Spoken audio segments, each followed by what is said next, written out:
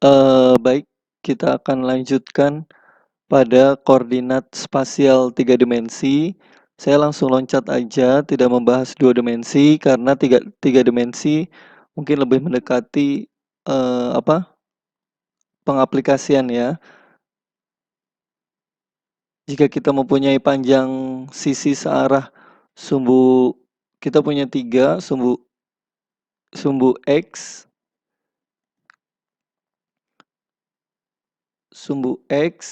kita punya panjangnya Lx, kemudian pada sumbu Y, ini Lx, Y ini Ly, dan sumbu searah sumbu Z ini panjangnya Lz, kemudian momentum partikelnya adalah Px, dan kemudian ini Py, Pz. Ini ada 3 arah, jadi sesuai dengan keumuman kasus. Nah, kemudian elemen terkecil dalam ruang fasa, elemen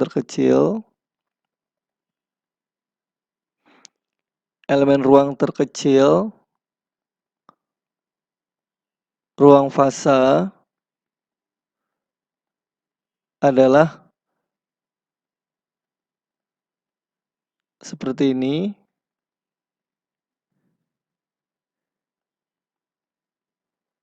Dx perubahan dy, perubahan posisi dz, kali perubahan momentum x, perubahan momentum y, perubahan momentum z. Kemudian volume ruangnya, untuk semua ruang sisi, volume ruangnya delta rho P sama dengan, kita integralkan aja, integral karena ini ada dx, dy, dz, maka integral 3 kali dx, dy, dz, dpx, dpy, dpz sama dengan, setelah diintegralkan kita dapat misalkan Lx, Ly, Lz, dpx, dpy, dpz. Oke, kemudian selanjutnya adalah di dalam ruang 3 dimensi, ukuran minimum ruang fasa yang diizinkan untuk memenuhi apa tadi?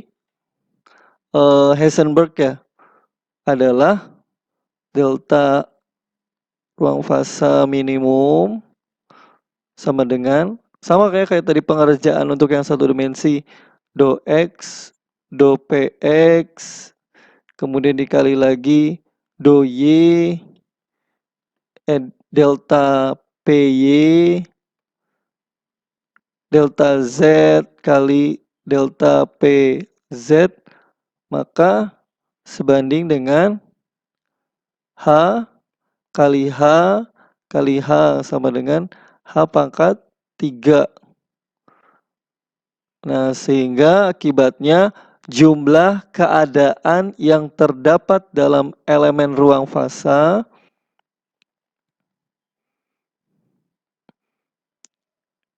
adalah yang terdapat dalam elemen ruang fasa ini kita kan N-nya, jumlah totalnya sama dengan per minimum Lx, Ly, Lz per H pangkat 3 dpx, dpy, dpz. Ya, kemudian di sini dapat kita lihat, kita uraikan.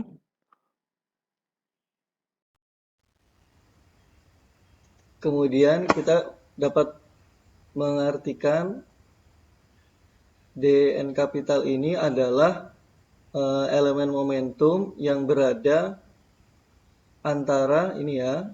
Ini kan ada, jadi nanti ada Px ditambah Dx. Ini adalah ruang kerjanya atau ruang yang dimungkinkan bagi aslem yang kita pilih. Kemudian ini Py ditambah Dy dan Pz ditambah Dz. Jadi ruang momentum berbentuk balok dengan ukuran dpx, dpy, dpz. Karena kan ada pertambahan ya, ada pertambahan. Sehingga momentum totalnya itu kan P ditambah dp. Nah, kemudian kita cari P. P itu apa? P itu sama dengan komponen Px, ini kan P kuadrat Pythagoras ya, ditambah Py kuadrat ditambah Pz kuadrat. Ya, ini kan membentuk apa? Membentuk bola. Nah, seperti ini. Dia dalam Px, ini X, ini Py, kemudian ini Pz. Nah, dengan P adalah P di sini ya. P di sini, P-nya kan, ingat untuk menentukan titik sini, ini kan pasti total dari Px kuadrat ditambah Py kuadrat ditambah Pz kuadrat sama dengan P kuadrat. Nah, P ini adalah apa? Jari-jari bola. Nah, pertambahannya apa? Pertambahannya ini kan ada dp ya. Pertambahan dp. Maka dp ini kita anggap kalau kalian bayangkan seperti kue, apa ya? Kue yang hijau itu klepon. Nah, ini dalamnya ini adalah gula merahnya itu. Nah, ini yang di luar sini adalah lapisan dari apa? Kulit. Lapisan dari kulitnya. Lapisan dari kulit. Nah, perubahan momentum yang terjadi kan dia pasti bergerak keluar kan ya. Karena kan koordinatnya juga Px, Py, Pz. Dia kan akan bergerak ke apa? Menuju ke sana kan karena jumlahnya banyak atau apa namanya bertambah dan seterusnya.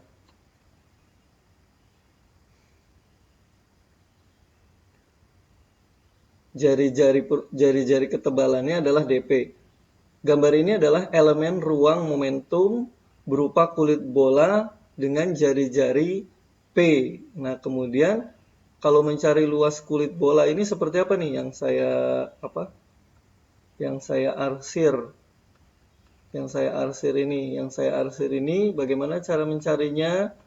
Ini luas kulit bola SP sama dengan lingkaran luas permukaan bola ya, D pi R kuadrat kan ya. Tapi di sini jadinya P kuadrat dengan ketebalannya adalah apa? Ketebalannya adalah tebal dp. Sehingga kita mencari kalau keliling ini kan, keliling ini 4pi R kuadrat atau P kuadrat kali ketebalan jadi apa? Kita dapat volume ini ya. Nah, volume kulit kleponnya ini SP dikali dp berarti sama dengan 4pi P kuadrat dp. Nah, kita dapat luas kulit klepon, kue klepon yang hijau-hijau itu.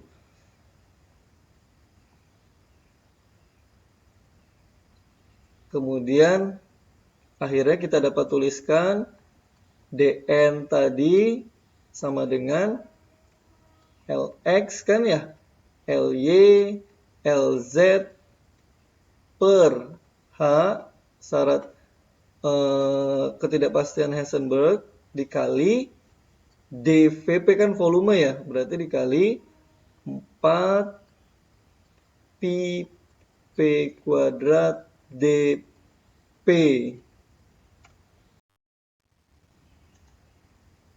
Kemudian kita definisikan kerapatan keadaan persatuan volume. Kerapatan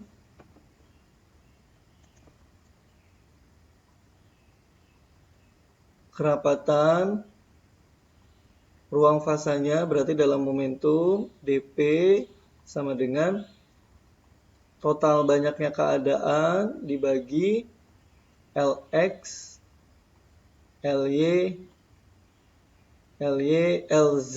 Nah, ini kan kita definisikan seperti ini, rapat keadaan persatuan volume itu sama juga dengan 1/h pangkat 3 luas kulit bola 4pi P kuadrat dP. Ya, kemudian kita menyatakan dalam variabel energi. Variabel energi. Karena ini ada momentum, maka kita mencari ungkapannya dalam momentum. Ya, dan kita bisa rubah sama seperti satu dimensi, P sama dengan akar 2M kali akar. Nah, sehingga dP-nya sama dengan akar 2M setengah, kemarin udah saya kasih tahu ya, sebelumnya setelah kasih tahu ya, setengah DE per akar. Ini kan kalau diturunin kan ya, ingat setengah, angkat min setengah, jadi kan ini seperti ini. Sama dengan akar M per 2 E pangkat min setengah. Nah, ini kita simpan dalam ungkapan variabel energi. Nah, persamaan yang ini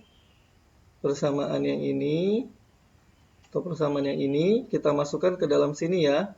Persamaan yang di sebelah sini. Kita masukkan sehingga kita dapat rapat keadaan per volume untuk variabel apa? Energi, sehingga ini juga perubahannya dalam energi sama dengan 1/h pangkat 3 4pi.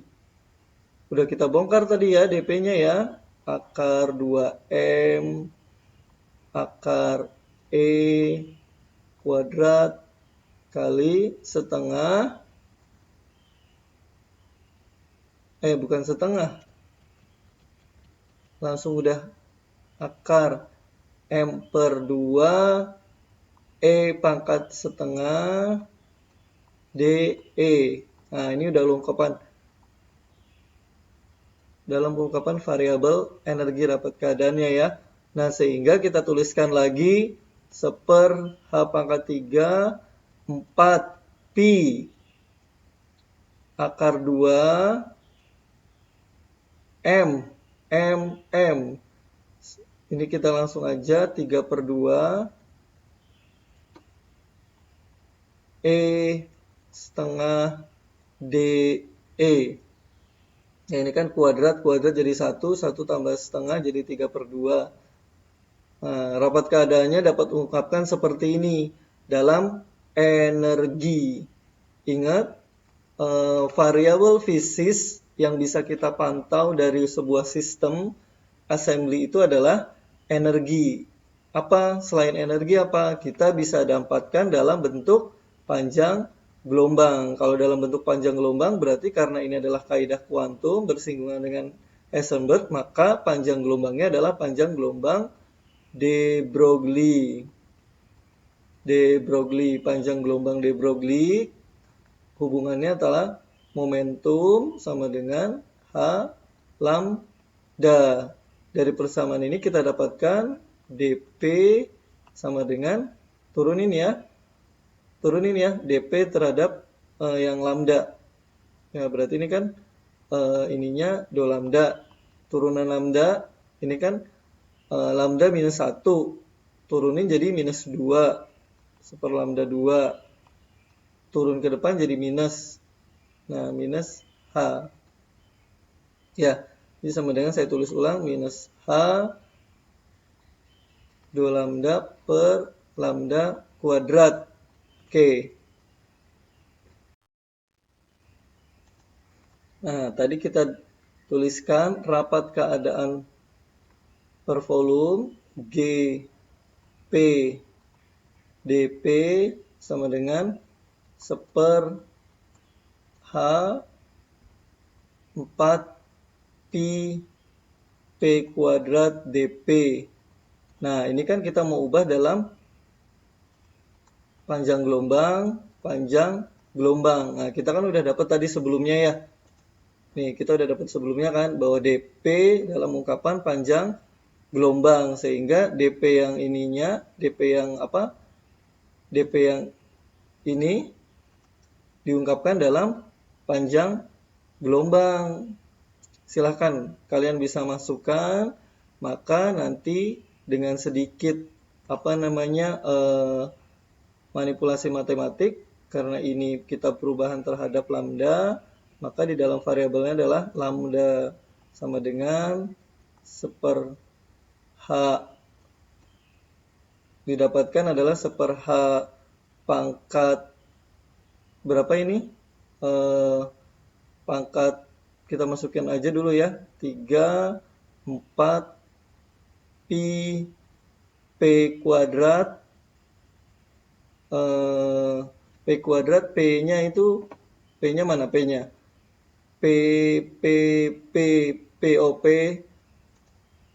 P kuadrat kan P H per lambda kuadrat dP. dP mana dP? dP ini adalah tadi kita tuliskan minus H D lambda per,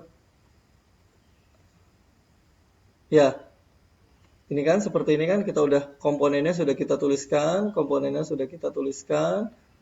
maka ini kita lihat, ini H pangkat 2, H kuadrat kali H pangkat 3 bagi H3, coret, ini coret, ini coret, ini coret. Nah, kemudian kita tuliskan langsung saja, berarti 4 pi per lambda D lambda. Ini kan 2A lambda kuadrat, ini lambda kuadrat juga kan, ini lambda 4. Di sini masih minus. Sehingga kita definisikan G, karena rapat keadaan ini adalah harus bernilai real atau nyata, maka kita bisa hilangkan tanda negatif sini, kita buang saja, maka rapat keadaannya adalah 4pi lambda 4 D lambda, karena minus ini tidak ada maknanya ya kan, karena ini menyatakan jumlah rapat keadaan per volume, massa bernilai negatif. Oke, akhirnya kita dapatkan selesai untuk kasus 3 dimensi. Demikian.